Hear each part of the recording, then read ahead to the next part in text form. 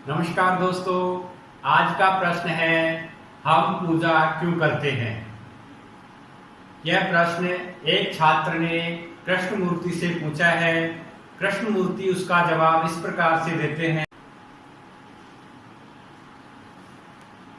आप पूजा इसलिए करते हैं क्योंकि आपके माता पिता, दादा दादी, नाना नानी इसे करते हैं। हम सभी इस मामले में एक जैसे हैं। हम सब हैं, यानी पूजा के मामले में हम सभी एक जैसे हैं।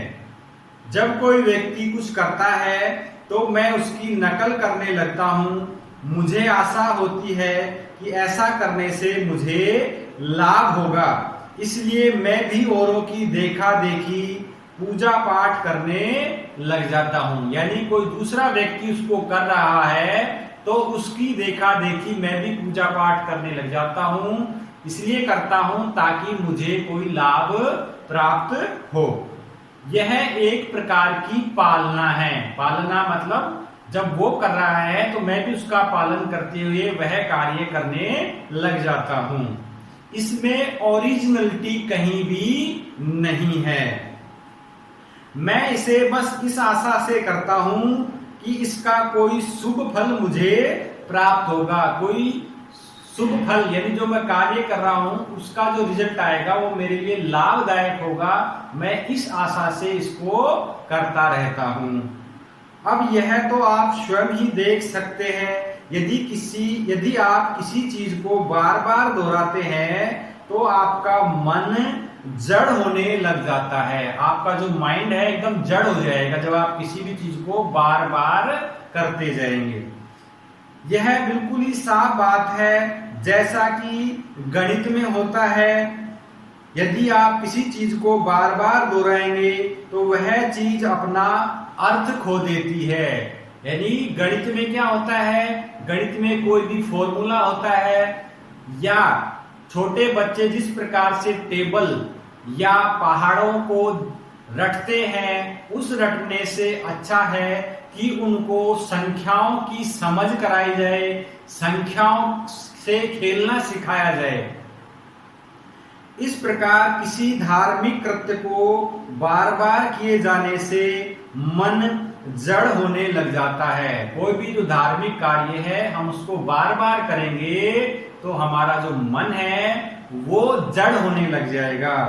ऐसा मन मंद होने से, संवेदनशीलता के कम होने से सुरक्षित महसूस करता है। यानी वो मन क्या हो गया है, अब मंद हो गया है। मंद होने से उसकी संवेदनशीलता, मन की जो संवेदनशीलता कम हो जाती है और वह मन अपने आप को सुरक्षित महसूस करता है। वह कहता है, यानी मन कहता है, अब मेरे लिए कोई समस्या नहीं रही। भगवान मेरी देखभाल कर रहे हैं। मैं पूजा करता हूं, सब कुछ ठीक चल रहा है। यानी मन कहता है कि अब मेरे जीवन में कोई भी समस्याएं नहीं रही। मैं भगवान की पूजा करता हूं, सब कुछ ठीक ठाक चल रहा है। लेकिन ऐसा मन अभी भी जड़ ही है। जो मन अभी भी निरंतर पूजा पाठ में लगा हुआ है वो मन अभी भी जड़ ही है। मंद मन के लिए तो कोई समस्या होती ही नहीं। जब हमारा मन मंद हो जाता है तो उसके लिए कोई समस्या नहीं होती। पूजा करना, किसी मंत्र का बार बार उच्चारण करना या किन्हीं शब्दों को निरंतर दोहराते रहने से मन असंवेदनशील होता चला जाता है। मन की जो संवेदनशीलता है वो खत्म होती चली जाती है। अगर हम मंत्रों को बार बार उच्चारण करते रहेंगे, दोहराते रहेंगे।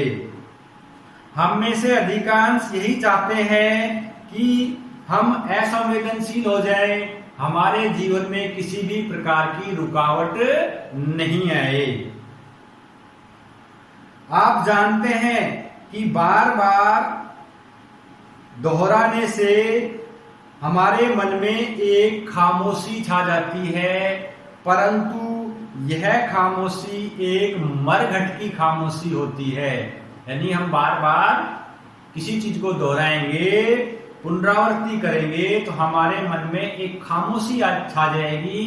ये खामोशी होती है, ये एक मरघट, मरघट यानी शमशान घाट। शमशान घाट से हम गुजरते हैं तो बिल्कुल वहां एकदम शांत माहौल होता है, परंतु यह कुछ समय के लिए ही होता है। जैसे ही हम उस जगह को पार कर जाते हैं, मरघट को पार कर जाते हैं, वापस वही कोलाहल शुरू हो जाता है। शमशान घाट में जब वहां से हम गुजरते हैं तो वहां पे एक शांति यानी एक सन्नाटा सा छा जाता है, और जैसे ही हम उस स्थान को क्रॉस करते हैं, उससे पार चले जाते हैं, वापस से वही जीवन में कोलाहल शुरू हो जाता है। तब मन कहता है मैंने अपनी समस्याओं को सुलझा लिया है। मन कहता है, जैसे ही मन मरघट से होकर के गुजरता है या एक थोड़े समय के लिए खामोशी छाती है, तब मन कहेगा कि मैंने जीवन में जो भी समस्याएं थी उनको समझ लिया है, उनको सुलझा लिया है। परंतु एक मृत मन यानी एक मरा हुआ मन, एक असंवेदनशील मन अपनी समस्याओं से छुटकारा नहीं पा सकता। यानी अगर मन है वो मर गया है, मन एक असंवेदनशील हो गया है, तो वह अपनी समस्याओं से छुटकारा नहीं पा सकता।